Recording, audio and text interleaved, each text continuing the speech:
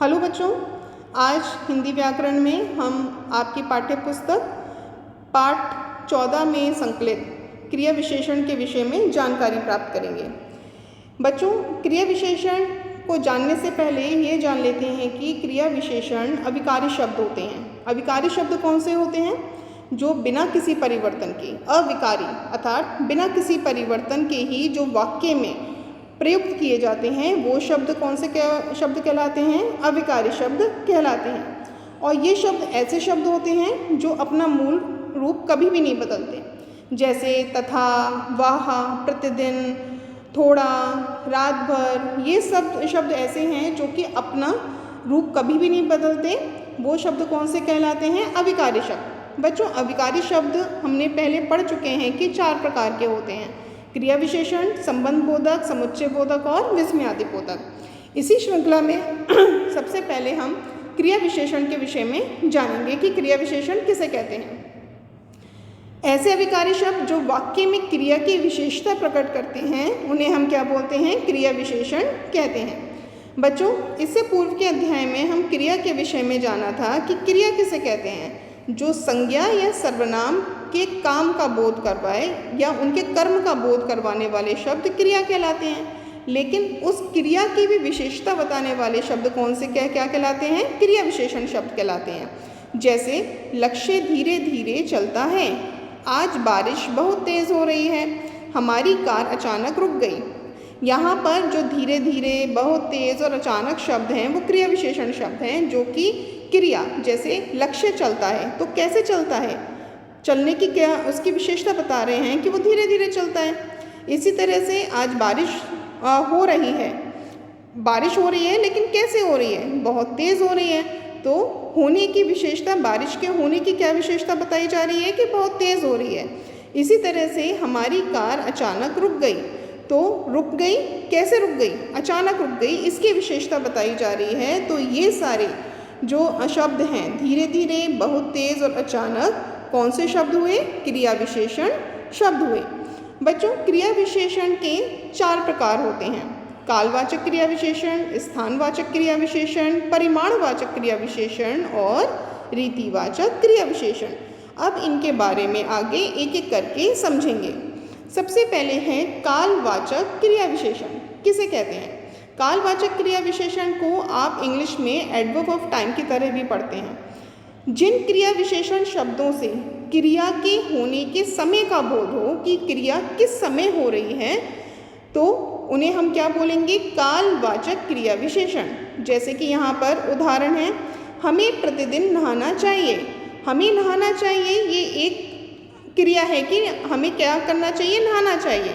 लेकिन अगर हमने प्रतिदिन लगा दिया तो समय के विषय में हमने पूर्ण रूप से जानकारी दी कि हमें प्रतिदिन नहाना चाहिए। जो प्रतिदिन शब्द है वो क्या है? कालवाचक क्रिया विशेषण। इसी तरह से मैंने रात भर जागकर काम पूरा किया, इसमें जो रात भर है वो कालवाचक क्रिया विशेषण है। कल मुझे स्कूल नहीं जाना है, कल शब्द कालवाचक क्रिया विशेषण है। आप कब आओगे? तो कब शब्द कालवाचक क्रिया विशेषण को बताता है। मैंने सुबह काम कर लिया, तो सुबह शब्द यहाँ पर कालवाचक क्रिया विशेषण के बारे में बता रहा है। और आपकी दीदी अभी गई, तो जहाँ पे ये जो अभी शब्द है वो क्या बता रहा है? कालवाचक क्रिया विशेषण। मतलब क्रिया के होने के समय का हमें ये सभी शब्द, जैसे प्रतिदिन, रात भर, कल, कब, सुबह और अभी, हमें इंगित कर रहे हैं। इसका दूसरा प्रकार है स्थानवाचक क्रिया विशेषण। बच्चों, स्थानवाचक क्रिया विशेषण को आप इंग्लिश में बोलते हो एडवर्ब ऑफ प्लेस। जिन क्रिया विशेषण शब्दों से क्रिया के होने के स्थान अथवा दिशा का बोध हो, हम उसे क्या बोलते हैं? स्थानवाचक क्रिया विशेषण। जैसे मेरा घर सड़क के बाईं ओर है।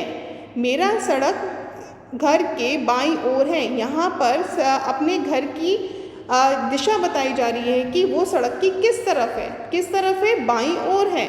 इसी तरह से पक्की सड़क गांव के चारों ओर है, तो चारों ओर यहाँ पे क्या है? स्थानवाचक क्रिया विशेषण। भोजनालय मंदिर से 20 किलोमीटर दूर है, तो भोजनालय की जो दूरी है वो मंदिर से कितनी बताई जा रही है? 20 किलोमीटर। इसी तरह से आप कृपया मेरे आगे चलें, तो यहाँ पे आगे चलें शब्द किसके बारे में बता रहा है? स्थानवाचक क्रिया विशेषण के विषय में हमें बता रहा है। इसका तीसरा प्रकार है परिमाणवाचक क्रिया विशेषण, जिसे आप इंग्लिश में बोलते हैं एडवर्ब ऑफ क्वांटिटी। जिन क्रिया विशेषण शब्दों से क्रिया की मात्रा ज्ञात हो कि उन्हें हम क्या बोलते हैं? परिमाणवाचक क्रिया विशेषण। रुचि ने बीना की तुलना में कम लिखा। माँ मैं थोड़ा खा लूँ। रूपा खूब खाकर मोटी हो गई। आपने मुझसे काम ज़्यादा लिया। तो यहाँ पे जो कम, खूब, थोड़ा, ये ज़्यादा जो शब्द हैं वो क्या हैं? क्रिया की मात्रा को हमें बताते हैं। तो ये शब्द कौन से हैं? परिमाणवाचक क्रिया विशेषण शब्द। इसका चौथा प्रकार है रीतिवाचक क्रिया विशेषण, मतलब एडवर्ब ऑफ मैनर। जिन क्रिया विशेषण शब्दों से क्रिया के होने की विधि का ज्ञात हो कि काम किस तरह से हो रहा है, उन्हें हम क्या बोलते हैं? रीतिवाचक क्रिया विशेषण। जैसे मुझे दफ्तर जल्दी जाना है। मुझे दफ्तर जाना है, लेकिन कैसे जाना है? रीति बताई जा रही है कि जल्दी जाना है। यह कार्य कैसे कर दिया? तो कैसे शब्द क्या है? रीतिवाचक क्रिया विशेषण। आपका शक बिल्कुल सही है। तो बिल्कुल शब्द क्या है? रीतिवाचक। तुम ये सब गलत कर रहे हो। तो ये शब्द क्या है आपका? गलत रीतिवाचक क्रिया विशेषण।